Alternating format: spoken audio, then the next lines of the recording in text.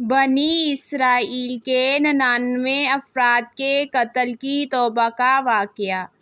بخاری مسلم میں بنی اسرائیل کے ایک قاتل کا واقعہ نقل کیا گیا ہے۔ حضور اکرم صلی اللہ علیہ وآلہ وسلم نے اللہ کے ہاں توبہ کی قبولیت سے متعلق صحابہ کرام کے سامنے بنی اسرائیل کے ایک قاتل کا نہایت خوبصورت اور ایمان افروز واقعہ بیان کیا کہ بنی اسرائیل میں ایک شخص چوری، ڈکیتی اور قتل میں بہت مشہور تھا اور نہایت معمولی سی بات پر قتل کر دیتا تھا۔ ہوتے ہوتے اس کے ہاتھ سے 99 افراد کا قتل ہو چکا۔ اس کے بعد اس کے دل میں احساس پیدا ہوا کہ مجھے بھی تو اللہ کے ہاں جانا ہے۔ چنانچہ یہ فکر بڑھتا رہا اور لوگوں سے معلومات کرتے ہوئے سرگرداں پھرنے لگا کہ کیا میری توبہ قبول ہو سکتی ہے یا نہیں۔ کسی عالم شخص سے ملاقات کی فکر ہوئی کہ معلوم کیا جائے ایسے شخص کی توبہ قبول ہو سکتی ہے یا نہیں۔ اسی حوالے سے لوگوں نے ایک عابد شخص کے پاس جانے کا مشورہ دیا۔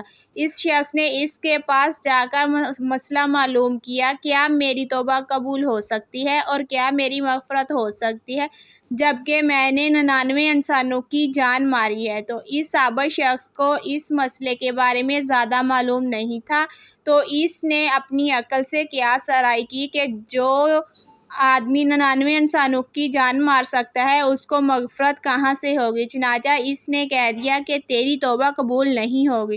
تو اس شخص نے غصے اور جلال میں آ کر اس کو بھی قتل کر کے 100 کا حصہ مکمل کر دیا کہ جب میری توبہ قبول نہیں ہونی تو تجھے بھی ختم کر کے 100 پورے کر دیتا ہوں۔ چنانچہ اس نے 100 کا حصہ مکمل کر دیا، مگر اس کے دل میں پھر بھی یہ خیال تھا کہ میری مغفرت کی کوئی نہ کوئی شکل ضرور موجود ہوگی۔ اس لیے اس نے لوگوں سے پھر معلومات کا سلسلہ جاری کر دیا کہ روئے زمین میں سب سے بڑا عالم کون ہے، وہی میرے مسئلے کا حل بتا سکتا ہے۔ آخر کار لوگوں نے اس کو بتلایا کہ فلاں جگہ پر ایک عالم رہتا ہے، اس سے جا کے اپنے مسئلے کا حل معلوم کرو۔ چنانچہ اس نے عالم صاحب کے پاس جا کر اپنی زندگی کی کارگزاری سنائی اور 100 آدمیوں کو کس طرح قتل کیا سارا کارنامہ سنا دیا۔ معلوم کیا کہ اب بتلائیے کہ میری توبہ قبول ہو سکتی ہے یا نہیں، کیا اللہ کے ہاں مجھ جیسے گناہ گار کے لیے بھی مغفرت کا کوئی خانہ ہے؟ تو اس عالم صاحب کو چونکہ علم تھا تو اس نے بتلایا کہ تیری گناہ معاف کرنے میں اللہ کے ہاں کوئی رکاوٹ نہیں۔ اللہ کی رحمت کا سمندر تجھ جیسے گناہ گاروں کے گناہوں سے بہت بڑا اور بہت وسیع ہے۔ چنانچہ اس عالم نے اسے مشورہ دیا کہ تم فلاں جگہ سفر کر کے جاؤ، وہاں کچھ اللہ کے بندے رہتے ہیں، ان کا مشغلہ صرف اللہ کی عبادت ہے، ان کے ساتھ مل کر اللہ کی عبادت کرو اور نادم ہو کر اپنے گناہوں کی معافی مانگو، انشاءاللہ تمہاری مغفرت ہو جائے گی۔ جب اس شخص نے آدھا راستہ طے کر لیا تو ملک الموت آ گئے۔ اب اس کی روح لے جانے کا مسئلہ کھڑا ہوا۔ آسمانوں سے رحمت کے فرشتے بھی آئے اور عذاب کے بھی۔ رحمت کے فرشتے کہنے لگے اس کی روح لے جانے کا حق ہم کو ہے، اس لیے کہ یہ سچے دل سے تائب ہو کر عبادت کے لیے جا رہا ہے۔ عذاب کے فرشتے کہنے لگے کہ اس کی روح لے جانے کا حق ہم کو ہے، اس لیے کہ اس شخص نے کبھی کوئی نیکی کا کام کیا ہی نہیں۔ اسی دوران آسمانوں سے ایک فرشتہ آیا۔ بعض روایات سے معلوم ہوتا ہے کہ یہ آنے والا فرشتہ حضرت جبرائیل امین تھے۔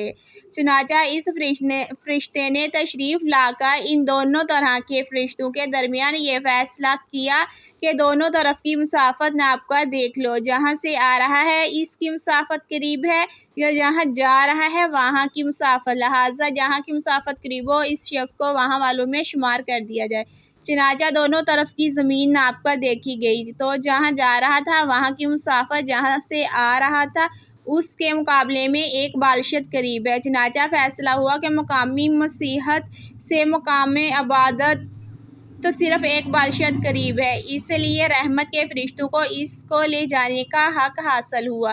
چنانچہ اللہ تعالیٰ کی طرف سے اس کی مغفرت کا اعلان ہو گیا۔ ایک روایت میں آتا ہے کہ قتادہ رضی اللہ عنہ فرماتے ہیں کہ حسن رضی اللہ عنہ حسن رضی اللہ تعالیٰ عنہ نے ذکر کیا گیا ہے کہ اس شخص کے پاس جب ملک الموت آیا تو وہ شخص سینے کے بل اس سرزمین کی طرف گھسیٹتا چلا گیا۔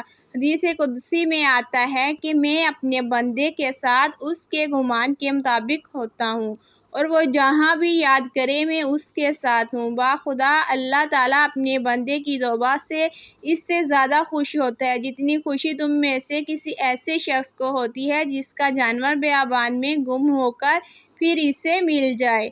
اور جو شخص ایک بالشت میری طرف آتا ہے میں ایک ہاتھ اس کے قریب ہو جاتا ہوں، اور جو شخص ایک ہاتھ میرے قریب آتا ہے میں اس کے ایک باغ جانی پھیلائے ہوئے دونوں ہاتھوں کے درمیان کی مسافت کے قریب ہو جاتا ہوں، اور جب وہ میری طرف چل کر آتا ہے تو میں اس کی طرف دوڑ کر آتا ہوں۔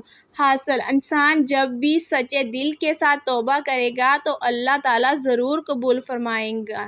انشاءاللہ یہ واقعہ خصوصاً ان حضرات کے لیے حوصلہ افزائی اور معاونت کا سبب ہے جو کہ بڑے بڑے گناہ کر کے اب مایوسی کی زندگی گزار رہے ہیں، کیونکہ شیطان انہیں مایوس کرتا ہے۔ بہرحال گناہگار کو شیطان کی باتوں میں آ کر مایوس نہیں ہونا چاہیے، بلکہ اللہ کی رحمت سے اچھی امید رکھ کر سچی توبہ کے ذریعے اپنے آپ کو پاک و صاف کر لینا چاہیے۔ اللہ تعالیٰ ہم سب کو عمل کرنے کی توفیق عطا فرمائے، آمین۔ اگلی ویڈیو میں تب تک کے لیے اللہ حافظ۔